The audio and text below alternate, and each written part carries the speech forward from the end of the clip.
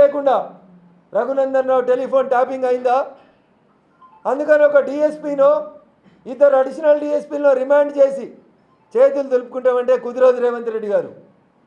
ఆ రోజు రఘునందన్ రావు ఉప ఎన్నికకి ఇన్ఛార్జిగా పనిచేసినటువంటి సందర్భంలో ఈ రాష్ట్ర ముఖ్యమంత్రిగా ఉన్నటువంటి చంద్రశేఖర్ రావుని మొదటి ముద్దాయిగా టెలిఫోన్ ట్యాపింగ్లో పెట్టాలని రఘునందన్ రావుగా ఒక వకీల్గా భారతీయ జనతా పార్టీ దుబ్బాక ఉప ఎన్నికల్లో పోటీ చేసిన అభ్యర్థిగా చివరికి ఒక బాధితునిగా నేను ఈ సందర్భంగా బాధతో రాష్ట్ర డీజీపీ గారికి ముఖ్యమంత్రి గారికి విజ్ఞప్తి చేస్తూ ఉన్నా.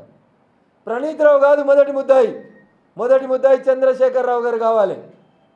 రెండో ముద్దాయి ఆ ఉప ఎన్నికకి ఇన్ఛార్జిగా పనిచేసినటువంటి హరీష్ రావు అనే ప్రస్తుత సిద్దిపేట ఎమ్మెల్యే టెలిఫోన్ ట్యాపింగ్లో రెండో ముద్దాయి కావాలి.